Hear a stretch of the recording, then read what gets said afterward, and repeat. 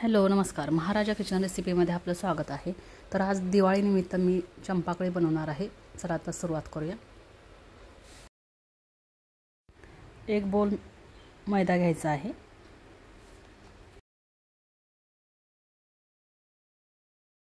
चवीसाठी थोडंसं मीठ घालायचं आहे।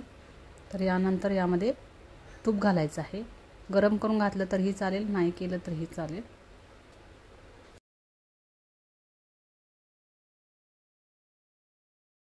हे सर्व एकजीव करून चांगलं मळून घ्यायचं आहे। तर तूप घातल्यामुळे चंपाकळी ही खुसखुशीत होते।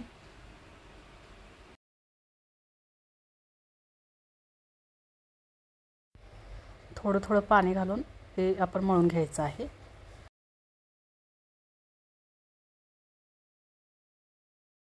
तर हे मळताना याचा डो आहे तो एकदम मऊ मुलायम करायचा नाही आहे, एकदम टाईट ठेवायचा आहे।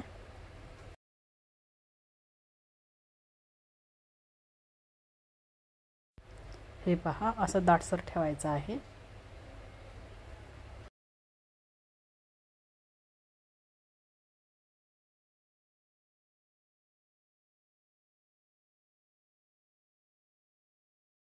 मैद्याचा डो आता तयार झालेला आहे। त्यानंतर याला आता आपण झाकून ठेवूया। अर्धा तासासाठी ठेवायचं आहे। यानंतर आपण पाक बनवायला घ्यायचा आहे। 1 कप साखर घ्यायची आहे। त्यानंतर यामध्ये पाणी ओतायचं आहे। साखर एकसारखी करून घ्यायची आणि त्यानंतर यामध्ये पाणी ओतायचं आहे। पाणी थोडंसं वरती आलं पाहिजे। अर्धा चमचा वेलची पावडर। आता हे आपण गरम करायला गॅसवरती ठेवायचं आहे।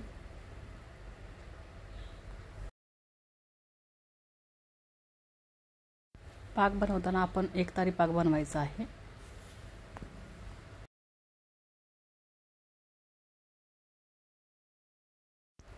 हे पहा, पाक आता तयार झालेला आहे।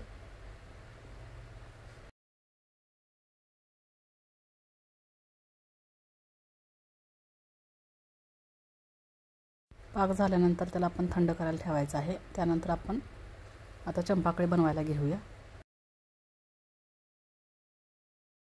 पुन्हा एकदा चांगलं मळून घ्यायचं आहे आणि याच्यात आपण गोळे बनवायचे आहे।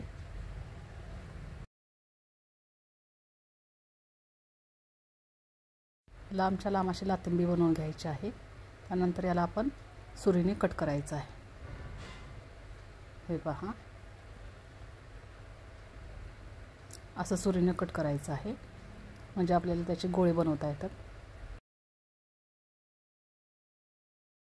चला तर आता आपले गोळे तयार झालेले आहेत।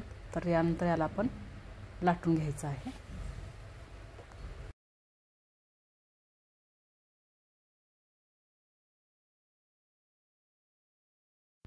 तर लाटताना याची पाणी लांब लचक लाटायची आहेत, जेणेकरून आपल्याला चिरोट्याला असा आकार देता येतो।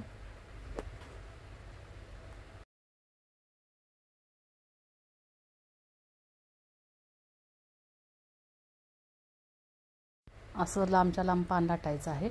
अशा पण सर्व 4 ते 5 पाणी लाटून घ्यायचे आहेत।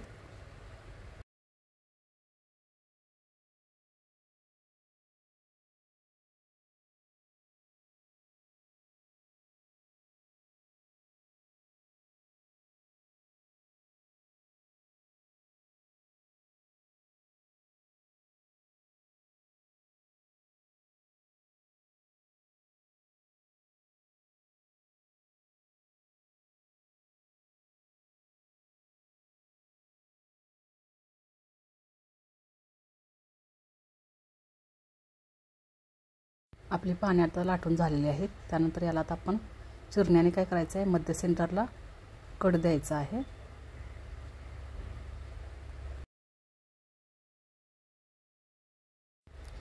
कट करून झाल्यानंतर कढीने आपण असं चिमटून घ्यायचं आहे। दोन्हीला आपण दोन्ही बाजूला असं करायचं आहे। हे पहा, आपल्या त्या चंपाकळी तयार झालेल्या आहेत। याचा आकार चाफ्याच्या फुलांसारखा दिसतो, म्हणून याला चंपाकळी असं बोललं जातं।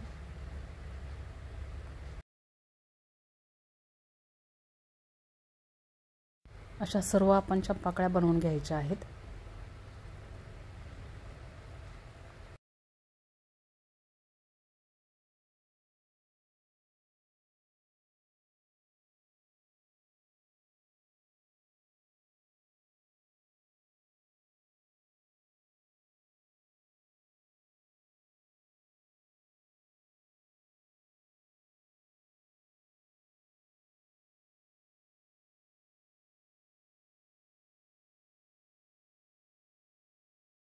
तयार केलेल्या चंपाकळी आपण एका प्लेटीमध्ये काढून घेऊया आणि हे आपण तळून घ्यायचे आहेत। गॅसवर तेल गरम करायला ठेवलेलं आहे, तर ते तापले का पाहू। हे पहा, तेल आता तापलेलं आहे। तर यानंतर आता चंपाकळी सोडायला चालू करूया। गॅसची फ्लेम लो ठेवायची आहे।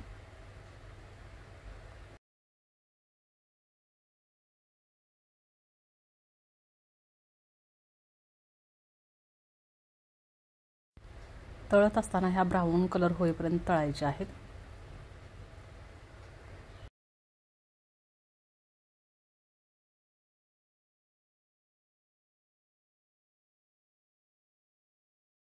ह्या तळत असताना हाय फ्लेमवरती तळायच्या नाही आहेत, लो फ्लेमवरतीच तळायच्या आहेत।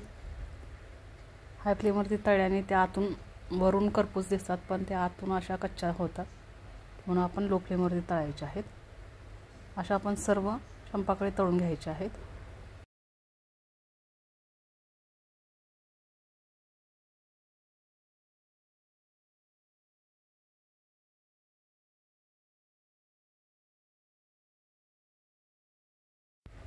तर चंपाकळ्या तळून आपण होईल तशा आपण पाकातून बुडवून घ्यायच्या आहेत। तर त्यासाठी आपण सर्वात 4 ते 5 आधी चंपाकळी तळून घेऊया, मग त्यानंतर आपण पाकामध्ये बुडवायचे आहेत।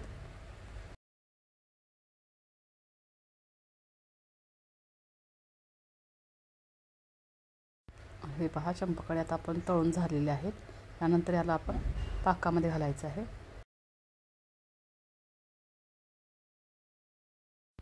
तळेल तसं आपण पाकामधून बुडवून याला बाहेर काढायचे आहेत।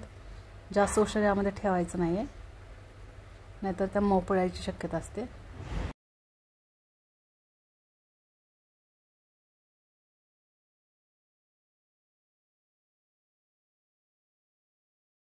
अशा सर्व चंपाकळी आपण पाकातून बुडवून बाहेर काढायच्या आहेत।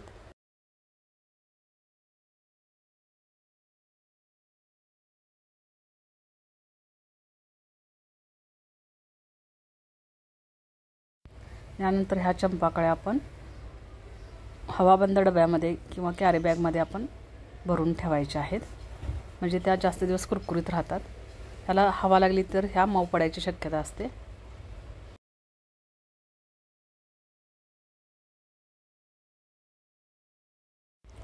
पहा, तर आता आपल्या चंपाकळ्या तयार झालेल्या आहेत, अशा कुरकुरीत झालेल्या आहेत पहा। तर ही रेसिपी आपल्याला आवडल्यास लाईक करा, शेअर करा, सबस्क्राईब करा। बाजूलाच असलेलं बेल आयकॉनचं बटन क्लिक करा, जेणेकरून माझ्या येणाऱ्या सर्व रेसिपी आपल्याला पाहायला भेटतील। थँक्यू।